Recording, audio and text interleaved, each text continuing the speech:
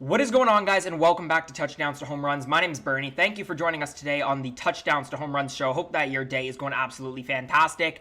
We've so far seen a couple of games from the Toronto Blue Jays. I think we've seen some really good signs in terms of the approaches that we're seeing from the Blue Jays at the plate.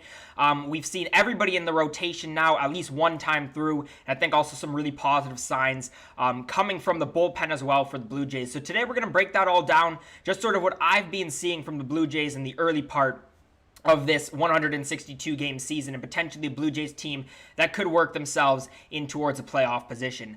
Just before we do get into the video though, just keep in mind that there is a game later today. We play Texas in the series finale with Ryu on the mound, 2 p.m. Eastern time. I'm filming this video before that game, so of course the stats in this video are not reflective of that game, but I still think, it's going to be the same general idea.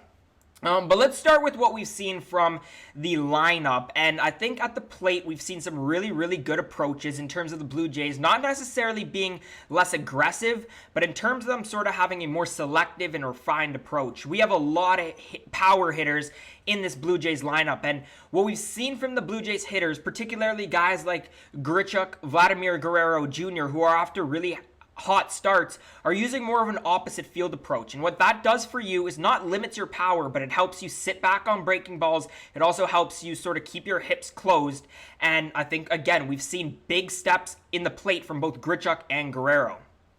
In particularly with Randal Grichuk, he's a really interesting player. 8 hits and 16 at-bats at the time of me filming this video. But because of the addition of George Springer, we thought that Randal Grichuk was potentially going to be the odd man out. But he's making it really hard, extending off what was already a really good season last year with an increased OBP, an increased OPS, and of course that power, extra base power is definitely there. I think when we see Springer back into the lineup, I think it's really hard to take Randal Grichuk out of the lineup now. My thoughts are you either DH Grichuk or Teoscar Hernandez, taking Rowdy Tellez out of the lineup, and that still allows you to rotate Kirk in sometimes at DH and catcher. But yeah, and then we got Vladimir Guerrero Jr., who's been really impressive at the plate. OBP numbers are up. We've seen really, again, that opposite field approach, only batting .267 at the time of me filming this video.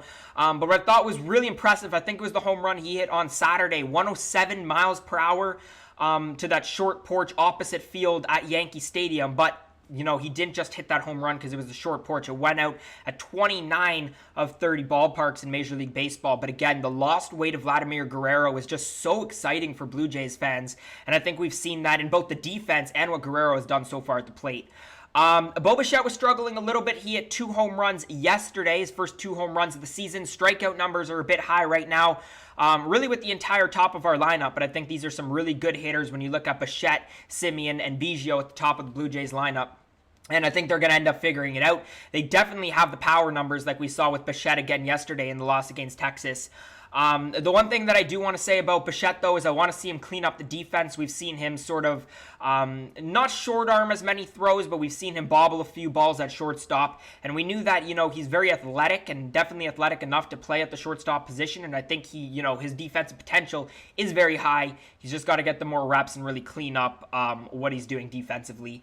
Lourdes Gurriel Jr. is hitting fairly good right now, I think. Keeping the strikeout numbers down, only hitting .250, though.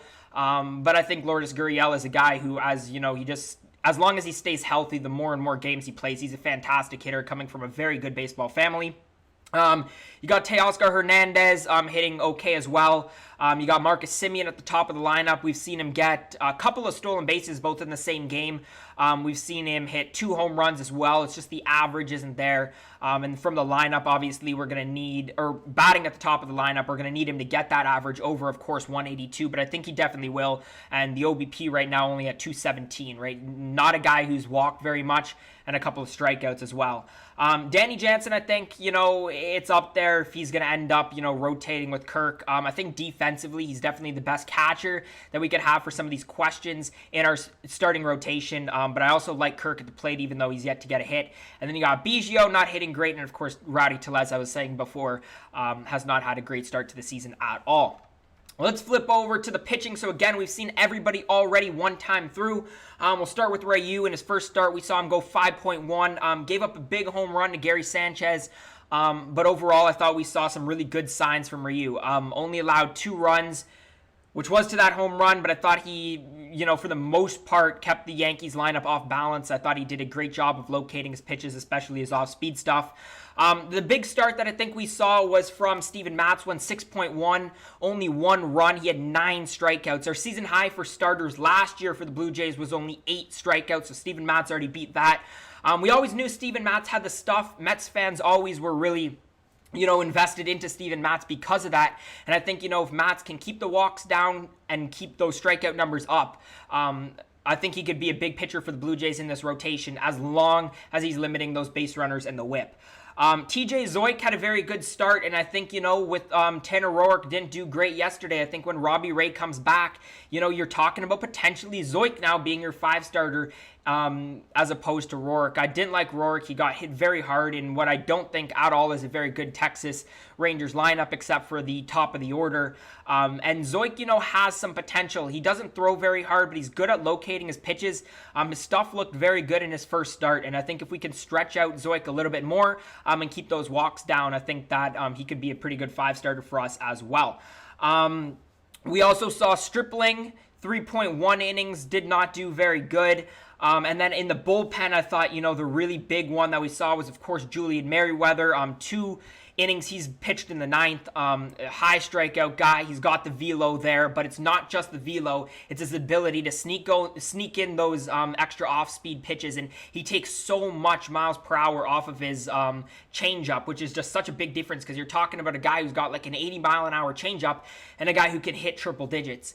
So I think, with Kirby Yates out and a need to fill in that closing pitcher position, I think, Julian Merriweather could be that guy, which also lets us leave, guys like Jordan Romano in the 8th inning, potentially Dolis in the 7th inning.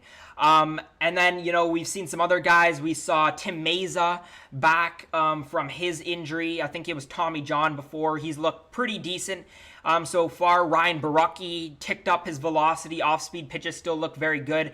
He's going to be a big middle relief guy in our bullpen. We've seen Tyler Chatwood in 3 different games. I think he's given up 4 hits in 2.2. But I don't think he's allowed to run. He struck out 3 guys in that time. He's definitely got the stuff, just like Steven Matz. It's just about keeping that whip down. But Tyler Chatwood, as a former starter, I think is, again, going to be a lot more successful when he's only facing a batting order 1 time through, as opposed to, 3-4 times through like he would when he's a starting pitcher. Just looking down, we also saw Tommy Malone as well. He's pitched 3 innings so far. He's more of just a middle relief guy. I think for the most part, that's got everybody covered. But anyways, guys, let me know down in the comment section below what you've seen and your thoughts on the Toronto Blue Jays season so far. I think, even though at the time I'm filming this video, it's only a 3-2 record, hopefully 4-2 record by the time I actually post this video. But I think when you look again at just sort of the direction that we're heading in each part of this Blue Jays roster, I think, we definitely have a lot of potential, and I do think we could sneak into a wild card position or even make a run for the AL East. But I want to hear all your thoughts down in the comment section below. If you did enjoy today's video, make sure to leave a thumbs up, subscribe to Touchdowns to Home Runs, and do me a huge favor, and I'll be covering the Toronto Blue Jays throughout this entire MLB season, so you won't want to miss that. But anyways, guys, if you made it to this point in the video, thank you so much for watching, and I hope to see you again next time.